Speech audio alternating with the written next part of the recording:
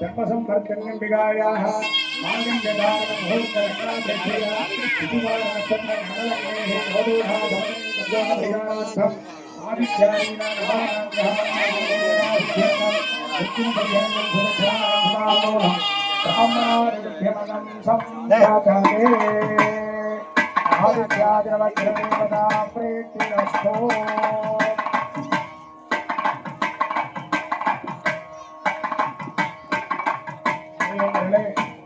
இப்பொழுது மாங்கல்ய காரணம் தாலி கட்டக்கூடிய நிகழ்வு துவங்குகின்றன.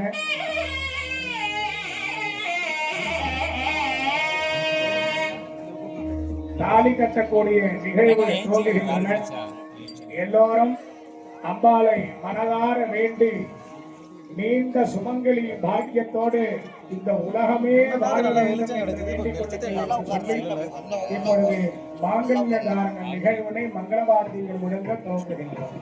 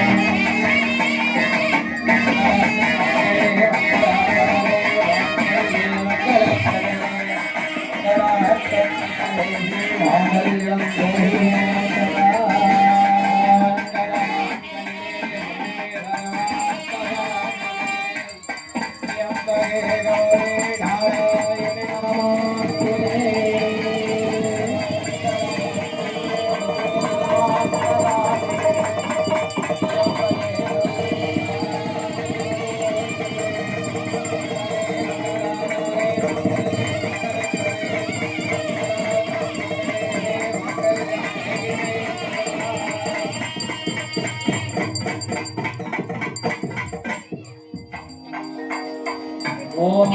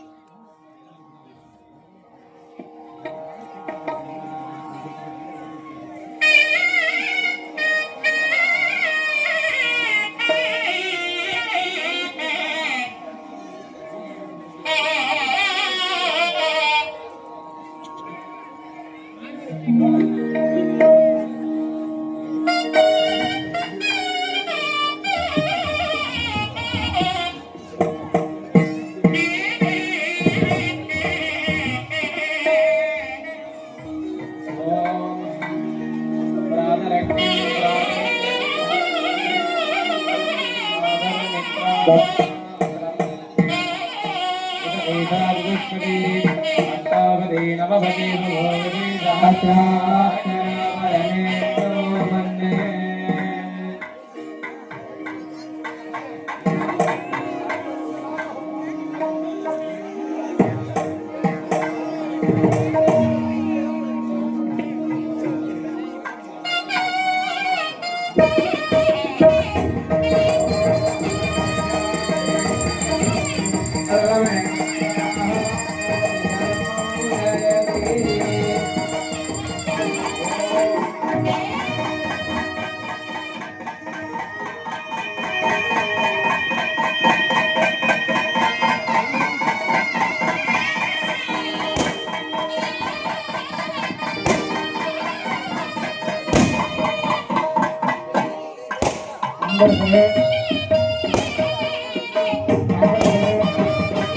வாக்கியம் போறோம். நாம் எல்லோரும் சேர்ந்து இறைவனுக்கு கல்யாண உற்சவமானது இறைவனுக்கு நாம் சமர்ப்பணம் செய்தோம். கொஞ்சம் வாக்கியம் இருங்க. நீங்க டைம் சொல்லிட்டே இருந்தீங்கன்னா எங்களை பேசக்கூடிய மூணு போயிடும். இல்லைன்னா நீங்க உங்க மைக்கை ஆஃப் பண்ணி வச்சுட்டு நீங்க பண்ணீங்க. நீங்களும் இடையில வாசிலே இருந்தீங்கன்னா நாங்க என்ன சொல்ல வந்தோம் மக்களுக்குங்கிறதே தெரியாது இல்லையா? நம்ம என்ன செய்யணும் அப்படிங்கிறது எதிராளிக்கும் தெரியணும். அதே பிரகாரம் நம்ம சாஸ்திர பிரகாரமும் இறைவனுக்கு அர்ப்பணம் செய்யணும் இல்லையா? அதனால கொஞ்சம் வாக்கியத்தை நாங்க சொல்லும் போது நீங்க வாசிச்சா போறோம். நீங்க இடையில என்ன பேச வந்தோங்கிறது எங்களுக்கு மறந்துடும். அதுக்காக தான், வேற ஒன்றும் இல்லை. நீங்க தப்பா நினைச்சுக்க கூடாது. நாம் எல்லோரும் சேர்ந்து இறைவனுக்கு கல்யாண உற்சவத்தை மிக ஒரு சிறப்பான முறையிலே இறைவனுக்கு கோலாகலமாக நாம் எல்லோரும் கண்டுகளித்தோம். நம்ம வீட்டுல கல்யாணம்னா என்ன பண்ணுவாங்க? அப்போ போய் நம்ம பத்திரிகை வீடு வீடா போய் பத்திரிகை வச்சுக்கோம். மேடைக்கு போவோமா? எங்க போவோம்? கல்யாண மேடைக்கு போக மாட்டாங்க. கல்யாணம் மாடியில நடக்கும், கீழே பத்தி சாப்பாடு நடக்கும். அதுக்கு முன்னாடி மொழி எழுதுறதுக்காக ஒரு நோட்டுக்கும் பேனாவும் வச்சுட்டு உட்காந்துருப்பாங்க இல்லையா? நம்ம ஐயா சொன்ன மாதிரி எந்த ஒரு நிகழ்ச்சியா இருந்தாலும் கண்களாக பார்க்க வேண்டும். அதான் சொன்னாங்க ஐயா, நீரும் நெருப்பும் இவை நமக்கு உயர்வானதுன்னு சொன்னாங்க இல்லையா? அப்ப கல்யாணத்திற்கு நாம் எல்லோரும் இத்தனை பேரும் பார்த்து அந்த தம்பதிகளுக்கு ஆசீர்வாதம் பண்ணினாதான் நம்ம உள்ள குடும்பத்துல 16 பெற்று பெருவாழ்க வாழ்க ஆசீர்வாதம். இப்பெல்லாம் என்ன சொல்றாங்கன்னா 16 பெற்று 16 பேரு நமக்கு குழந்தை பொக்கணுமா, அவ்வளவு ஆசீர்வாதம் பண்ணாதீங்க அப்படிம்பாங்க. அதனுடைய அர்த்தம் அது இல்லை. என்ன? கலையாத கல்வியும் குறையாத வயதும் கபடுபாராத நட்பும் கன்றாத வளமையும் குன்றாத இளமையும் கழு பிணி இல்லாத உடலும் சலியாத மனமும் அன்பு அகலாத கணவனும் மனைவியும் தவறாத சந்தானமும் தாழாத கீர்த்தியும் மாறாத வார்த்தையும். எத்தனை ஆச்சு? கரெக்டா சொல்ற பாருங்க. அத்தனையும் நமக்கு தந்தரல வேணுங்கிறதுக்காக தான் 16 பெற்று பெருவாழ்க வாழ்க்கைன்னு நம்ம மூதாதையர்கள் ஆசீர்வாதம் பண்ணாங்க. ஆனா நம்ம என்ன பண்றோம்? கல்யாணத்துக்கு போனா நம்ம வீட்டுல சொந்தக்காரன் கல்யாணம், பக்கத்து வீட்டு கல்யாணம், ஏத்து வீட்டு கல்யாணம்னா என்ன பண்றோம்? நமக்கு 1000 ரூபாய் மொழி வச்சாங்கல்ல, நம்ம 2000 ரூபாய் போய் மொழி வச்சுட்டு நம்ம சாப்பிட்டு வந்துடுவோம். அங்க மேல போய் பொண்ணு கருப்பா பையன் சேப்பா, இல்ல பையன் கருப்பா பொண்ணு சேப்பா, யாராவது பாக்குறீங்களா? நம்ம ஏத்து வீட்டு கல்யாணம், பக்கத்து வீட்டு கல்யாணம், அடுத்த வீட்டு கல்யாணம், நம்ம தெருவில் உள்ள கல்யாணம் அப்படின்னா எதுக்காக அப்படின்னா நீங்க போய் அந்த தம்பதிகளை பார்க்க வேண்டும்.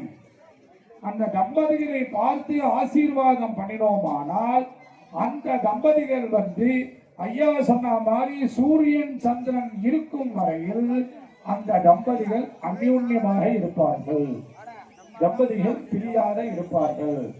அப்படின்னா எந்த காலத்திலையும் இறைவனுடைய அருளினாலே தம்பதிகள் இருவரும் ஒற்றுமையோடு பல செல்வங்களை தந்தருள வேண்டும் இல்லையா? உங்களுடைய வாழ்க்கை அன்னைக்கு பாத பூஜை பண்ணுவாங்க, அப்பாவும் அம்மாவையும் நிப்பாட்டி வச்சு பாத பூஜை பண்ணுவாங்க. என்ன உலகத்துக்கு பெற்றெடுத்த தாயே, பெற்றெடுத்த தந்தையே, உன்னுடைய அருள்னால எனக்கு வந்து இனிமே நான் வாழ்க்கையில முதல் அடி எடுத்து வைக்க போறேன். எடுத்து வச்சனாக என்னுடைய வம்சங்கள் தழைத்து ஓங்க வேண்டும் அப்படின்னா நம்மளுடைய சந்ததி வாரிசுகள். இன்னைக்கு அப்பா வந்து பிள்ளைக்கு கல்யாணம் பண்ணி வைக்கிறார், புள்ள வந்து நாளைக்கு அவருடைய பிள்ளைக்கு கல்யாணம் பண்ணணும். இதுதான் வம்சவர்த்தி.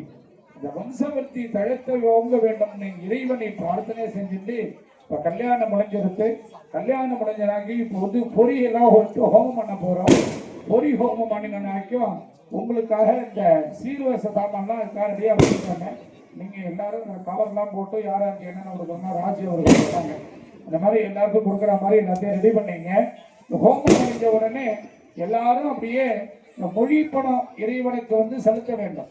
கல்யாணத்துக்கு போனா மொழி 1000, 2000, 5000, 10,000 இல்லையா?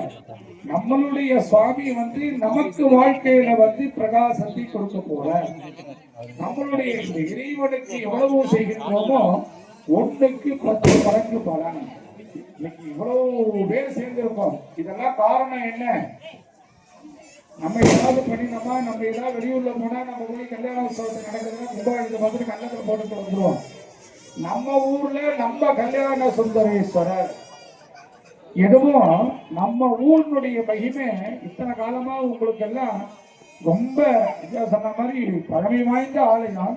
திருப்பணி ரொம்ப லேட்டா பண்ணி கும்பாபிஷேகத்துக்கு ரொம்ப சிரமப்பட்டு கும்பாபிஷேகம் பண்ணணும் இல்லையா? இதனுடைய சுவாமி என்ன அப்படின்னா எங்களுடைய குருநாதர் நேற்றுக்கு சொன்னார், பீமசேனன் பூஜை பண்ணினது, யாத்திரபாதர் பூஜை பண்ணினது அப்படின்னு. இந்த சுவாமிக்கு ஏன் கல்யாண சுந்தரேஸ்வரர் இந்த இடத்துல எப்படி இருக்காரு இறைவன்? சுவாமியினுடைய வலது பாகத்துல அம்பாள் இருக்கா. கல்யாண கோலத்தோட நமக்கு வந்து இறைவன் காட்சி தந்து அருளுகிறார். அப்படின்னா நமக்கு என்ன பலன் வேண்டும்? நமக்கு இல்லத்துல எப்போதுமே சுபமங்கல காரியங்கள் பெற வேண்டும். நாம் எல்லோருமே நம்மளுடைய குழந்தைகள், நம்மளுடைய பேரன்கள், நம்மளுடைய பேத்திகள், கல்யாணம் ஆகக்கூடிய கன்னிமார்கள், கல்யாணம் ஆக போறக்கூடிய பசங்கள் எல்லாருக்குமே நல்ல விதத்திலே கல்யாணம் நடைபெற வேண்டும். யாராருக்கு என்னென்ன மனசுல பலன்கள் வேண்டுமோ அவைகள் எல்லாம் கிடைக்க வேண்டும்னு பிரார்த்தனை பண்ணிட்டு இந்த கல்யாண சுந்தரேஸ்வரர் இன்னைக்கு நமக்கு தெரியுமா எந்த காலத்துல உள்ளது? அன்னியிலிருந்து இன்னிய வரைக்கும் அழகிநாத சுவாமியினுடைய அழகே சுந்தரம்னு பேர். அதனாலதான் கல்யாண சுந்தரேஸ்வரர்.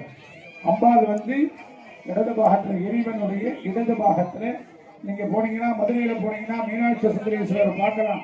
அங்க எப்படி இருப்பார் மீனாட்சி சுந்தரேஸ்வரர்? சுவாமியினுடைய இடது பாகத்துல இருப்பார். அப்ப 2 தம்பதிகளும் நமக்கு சேர்ந்து 2 சன்னதி. எந்த ஊர்ல போனாலும் சிவாலயத்தை பாத்தீங்கன்னா அம்பாள் வந்து தெற்கு நோக்கி தான் இருப்பார். இந்த இடத்துல எப்படி இருக்கு? ஏன் நம்ம பக்கத்துல இருக்கிற ராமாபுரம் பாருங்க, சிவன் கோயில அம்பாள் தெற்கு நோக்கி தான் இருப்பா. கரெக்டா மாப்பிள்ளையில போங்க, இந்த சந்திரசேகர சாமி அம்பாள் தெற்கு நோக்கி தான் இருப்பா. அதுக்கு அடுத்து அவங்க சிவாலயம் இருக்கு, அந்த சிவாலயத்தை அம்பாளை பாருங்க தெற்கு நோக்கி தான் இருப்பா.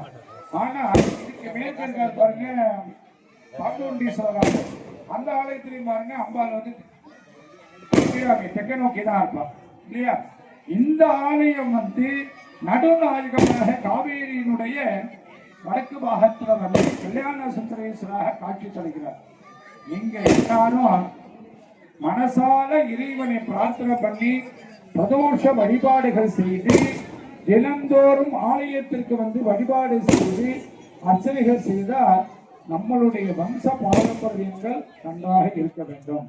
நீங்க பேங்க்ல நம்ம 10 கோடி ரூபாய் பணம் போட்டு வச்சிருக்கேன், ஏன் உன்னுடைய தலைமுறைக்கு பிரமாதமா இருக்கும். இந்த 10 கோடி ரூபாயும் உங்களுக்கு தேவைப்படக்கூடிய நேரத்தில் செலவாகணும் இல்லையா?